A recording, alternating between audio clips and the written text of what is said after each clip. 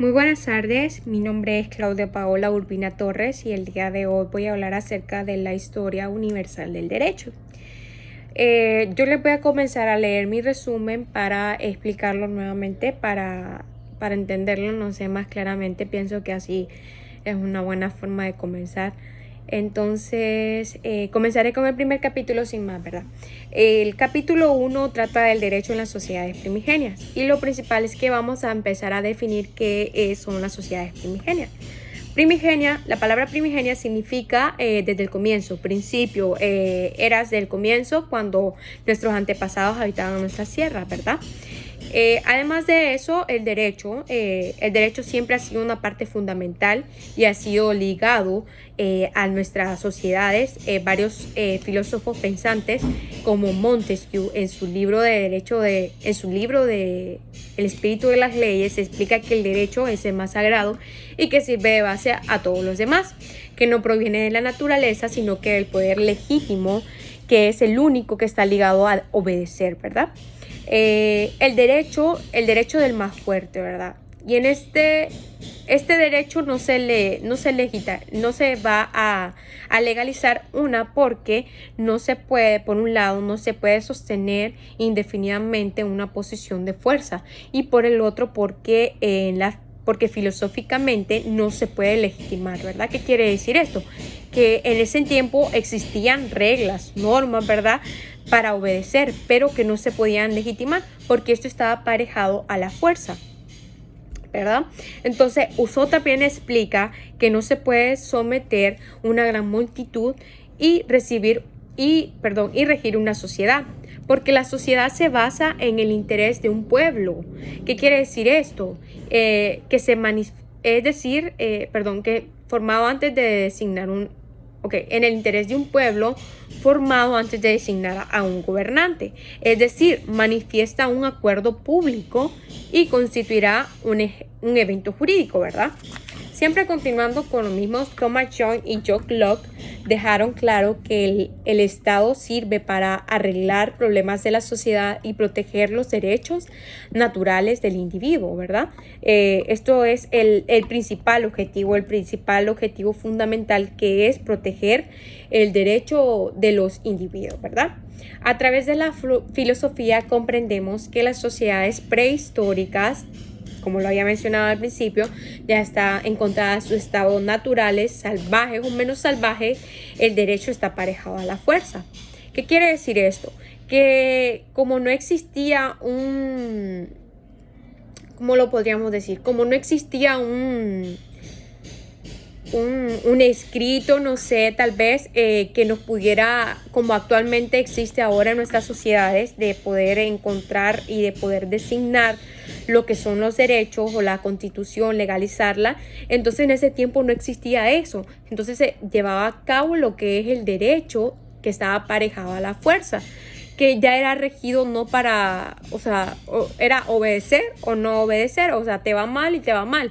Eso, ¿verdad? Explica, ¿verdad? May también describió el contrato como concepto se produce más tarde en la historia. Afirma que no han habido mejoras en el sistema legal ni ha habido civilización de material. Sí, pero en lugar que la civilización promoviera el derecho ha delimitado la civilización, ¿verdad? Que en este entonces, ¿verdad?, no han habido muchas mejorías, como se puede decir, no han habido muchas mejorías en lo que es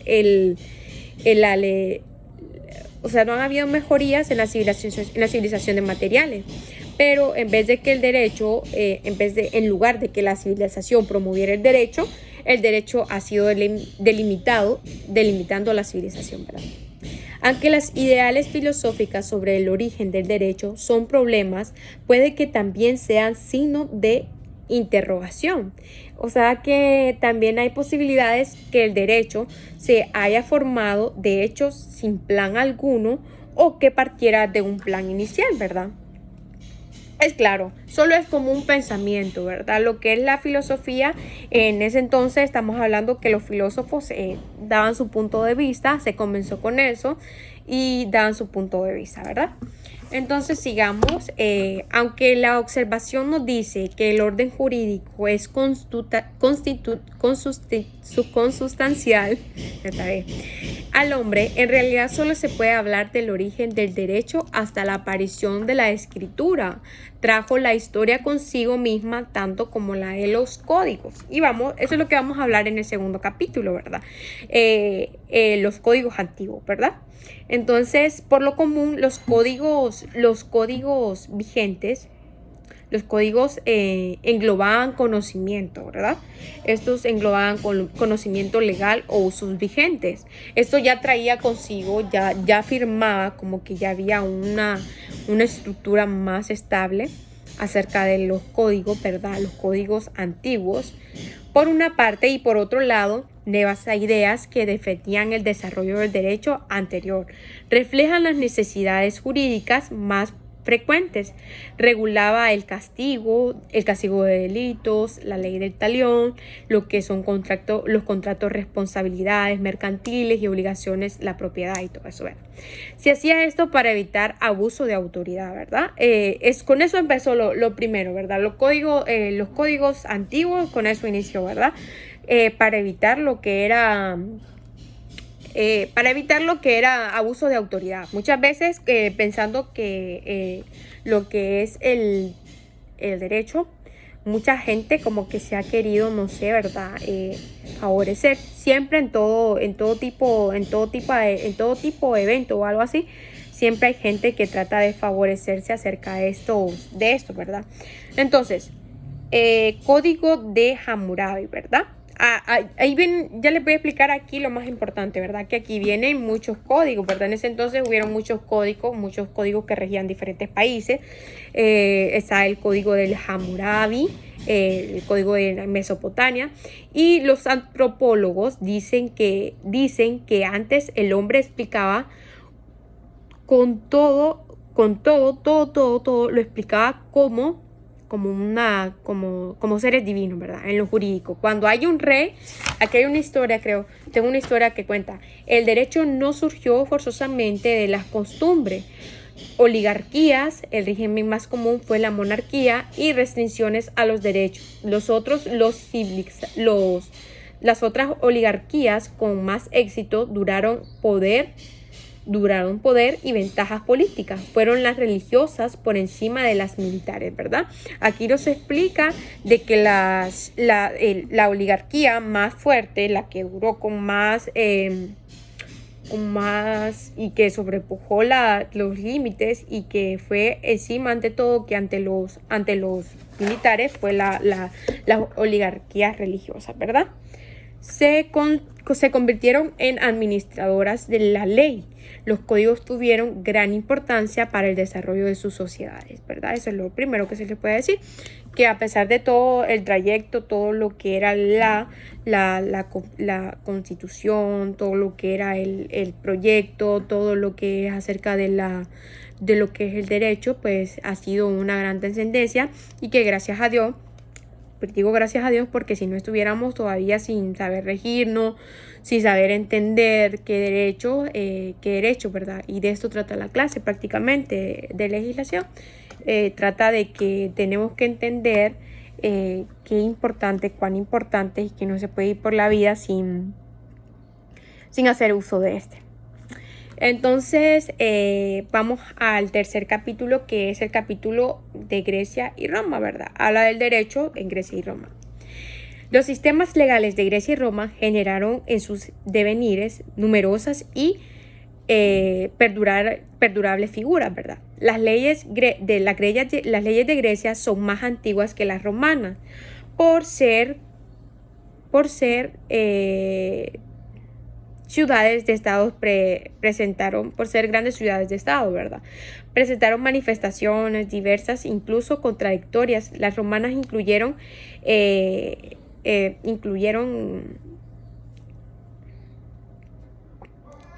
también sistemas de sistematización, dice acá. Entonces, vamos a hablar acerca del espartano Licurgo. Este señor, ¿verdad? Él estableció que la importancia no era que las leyes fueran buenas o malas, ¿verdad? Sino coherentes. Y es cierto, muchas veces pensamos, no, pero es que no me parece esta ley, esto no va, porque realmente lo que es la Constitución y los derechos y esto tienen como objetivo, ¿verdad? Tienen como objetivo lo que es, tienen como lo podría decir así, tienen como objetivo, bueno, tienen como objetivo establecer, ¿verdad? No importa si nos parezca o no lo que es la ley, ¿verdad? Entonces sí, ¿verdad? Sean malas, sino coherentes. El derecho griego se relacionó con el derecho romano. Una diferencia entre el derecho griego y el romano fue marcado por la organización social. En Roma se basaban en la gens, que implicaba parentesco, linaje. Eso es la gens, ¿verdad? Parentesco, linaje, o sea, todo era por familiar, así decirlo. Tenían que ser personas familiares, linaje era también agrupar familias con derechos mutuos. Aquí dice que era agrupar también a familias con derechos mutuos, ¿verdad? Roma en lo jurídico implicó normas y figuras como la patria potestad. Se reflejó en un poder patriarcal. El patriarcado que consiguió el Senado, aunque Roma tenía una historia política prolongada de más de 300 años hacia el 451 a.C., la monarquía terminó en Roma en 345 a.C., ¿verdad? Con las 12 tablas inicia un verdadero orden, ¿verdad? Ahí ya viene aclarándonos, digo yo más bien, ya aquí viene aclarándonos que ya inicia un verdadero orden, dice acá, legal y sistemático, la separación de ley y moralidad, ¿verdad? De religión y ley en una palabra, que es la jurisprudencia, ¿verdad? Entonces seguimos. Aquí nos va a terminar de explicar un poquito más y así, sucesivamente. El derecho romano fijó los instrumentos que armonizan la ley con la sociedad, ¿verdad? A través de 3 figuras básicas. Eso es muy importante, ¿verdad? Aquí vamos a hablar de la ficción legal, la equidad y la legislación, ¿verdad? La ficción legal trata de formarnos una idea acerca de la legalidad de las cosas. Y la equidad es el derecho de igualdad. Todos aquí somos iguales, tú tienes los mismos derechos que mí, yo tengo los mismos derechos que y así sucesivamente, ¿verdad? Y la legislación, que es la que trata la rama que estudia, ¿verdad? El comienzo y los puntos básicos acerca del derecho. El derecho romano marca una bifurcación, dice, de la historia jurídica en una macrohistoria correspondiente a leyes fundamentales y microhistoria a leyes secundarias específicas derivadas de los fundamentos, ¿verdad? Entonces, Constantino el Grande transformó el imperio, fue el primero en aportar el cristianismo, se eligió una nueva oligarquía, se inició una nueva oligarquía que duró hasta el siglo XX. El romano se dividió en 2 imperios, el Oriente y Occidente, y el bizantino. El Oriente se prolongaría por casi 1000 años, ¿verdad? Ahora, la Edad Media. La Edad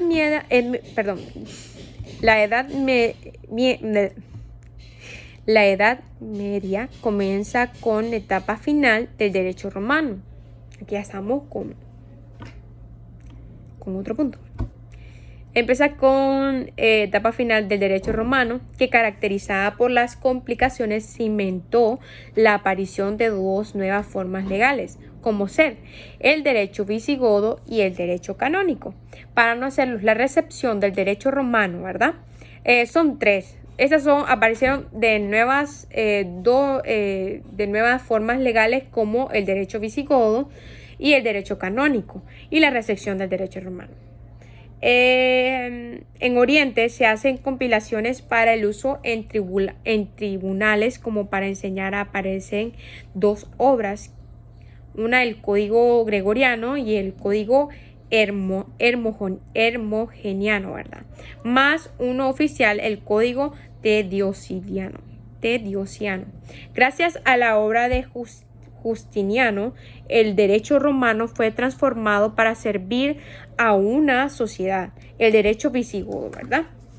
Entonces, para no saltarnos más, ya, vamos a ir directamente ya, porque ya veo que ya llevo 15 minutos y son 25, entonces para no regarnos más, vamos a hablar un poco acerca del derecho visigodo. Y voy a comenzar a mí me gustan las historias, entonces por eso es importante saber la historia, ¿verdad? El comienzo.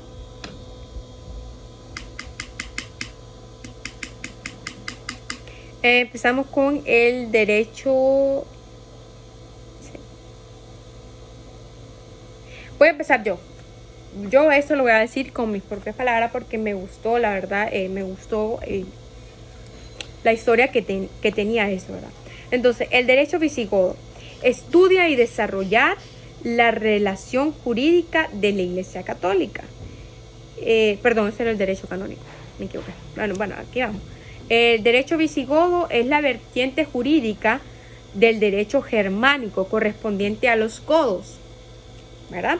Y el derecho canónico estudian y desarrollan la regulación jurídica de la Iglesia Católica. Y la recepción del derecho romano es el establecimiento de un sistema jurídico ajeno a la cultura de los pueblos, ¿verdad? De ese pueblo receptor, ¿verdad? Las compilaciones del derecho romano inician antes del siglo II en Oriente. Se hacen compilaciones para uso en tribulaciones como para la enseñanza. Dos obras de iniciativa privada, el código gregoriano, el código germánico, hermogeniano y el código gregoriano, ¿verdad? Haz una oficial y una con derecho visigodo. La historia dice: hacia el 270, el emperador Aureliano de Arma, de Dacia o Rumania,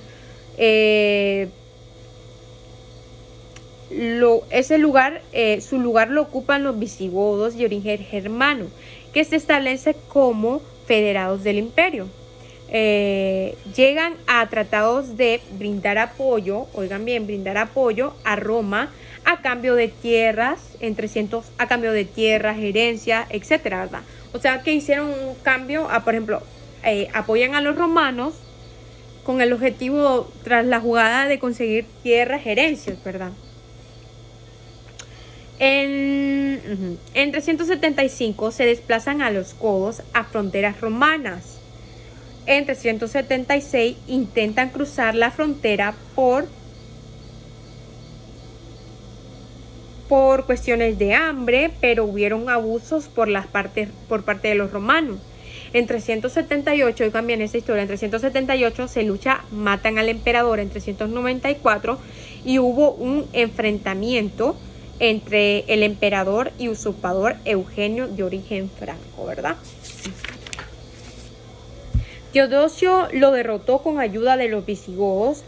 Alarico I, aunque los hermanos sufrieron los fuertes combates y bajas, Alarico no fue recompensado, ¿verdad? Y saqueó Roma en el año 410. En el 418 los visigodos se establecen en Francia y se desplazan a España, forman poblaciones y los musulmanes la invaden. Los musulmanes la invaden en el año 711 y la conquista por las divisiones internas que comparte Dascos con el germánico, como la Cide, era una figura similar a la gens romana, ¿verdad? Entonces, ahora vamos con las fuentes del derecho visigodo. Código Eurico, el código teórico y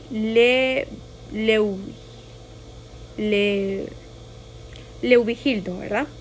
El derecho canónico. Ahora vamos con el derecho canónico.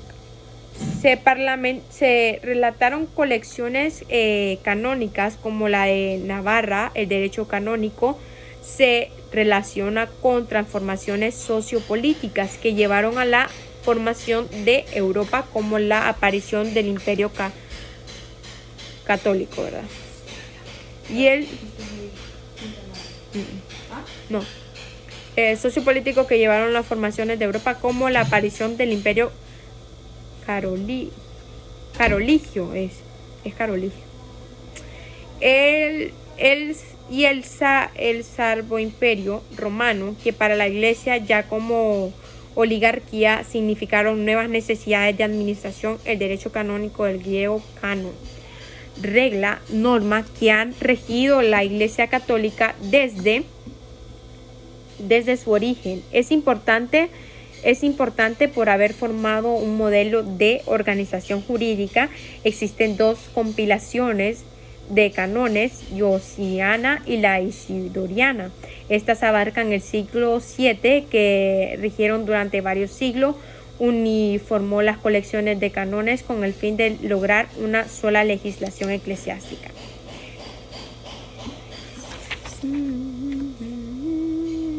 Ok, vamos con la Edad Media, siempre el feudalismo. El Imperio caroligeo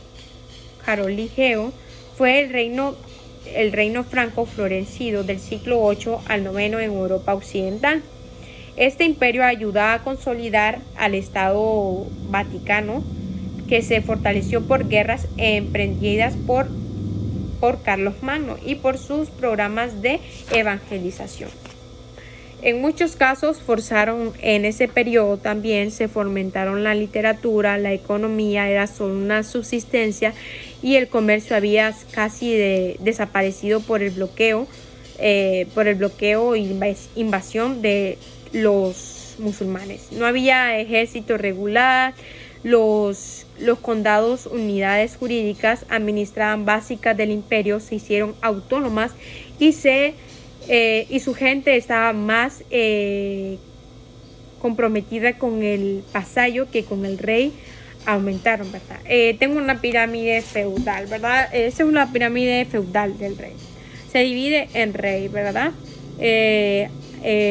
Alta nobleza y alto clero, ¿verdad? No sé si se mira. Bueno, la alta nobleza y el alto clero, ¿verdad?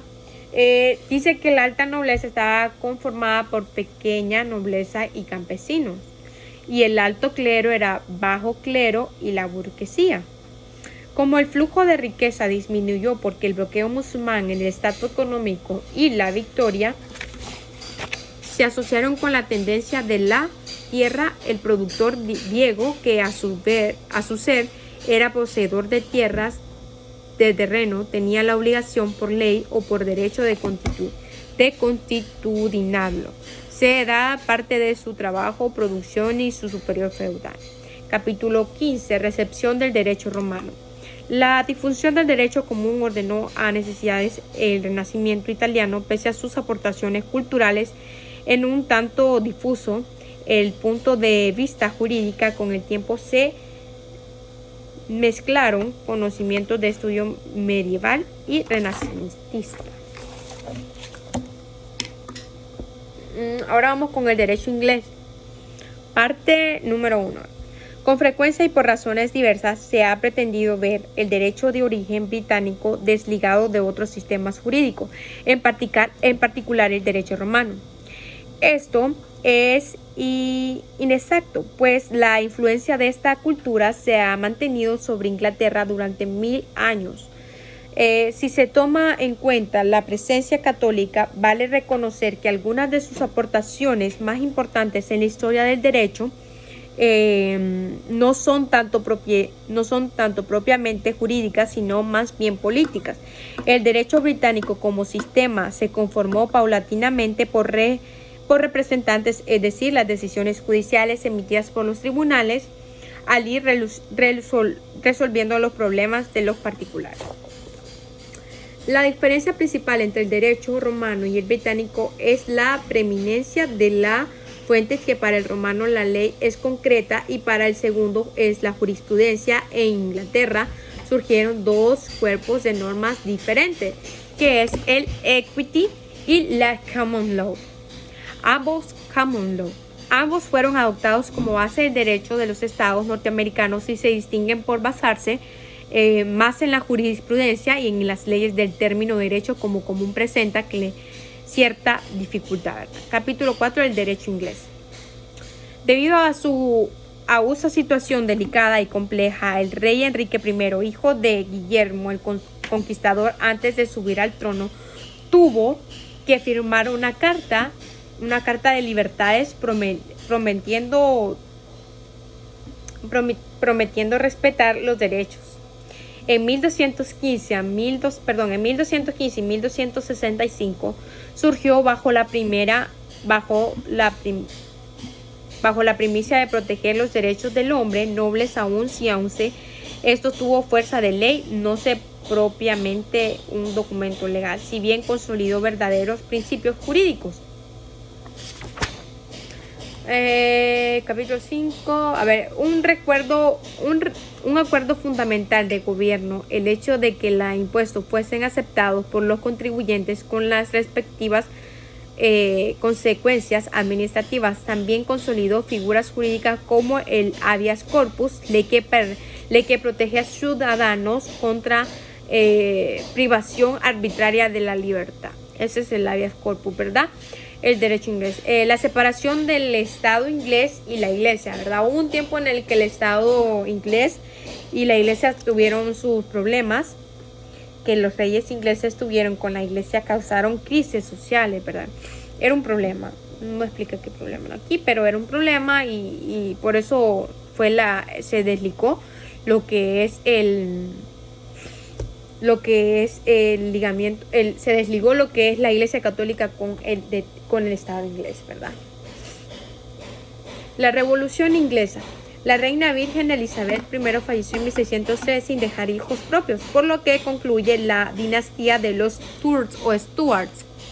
Empieza en 1642 al 89. Duró 47 años la Revolución Inglesa, que dividió en 3 periodos, dejando una interesante herencia jurídica, iniciando en 1960 el periodo de la restauración de la monarquía. Historia del derecho en México. Desde 1689 Inglaterra y más tarde Reino Unido se han gobernado sobre una monarquía parlamentaria que se ha democratizado paulatinamente, ¿verdad?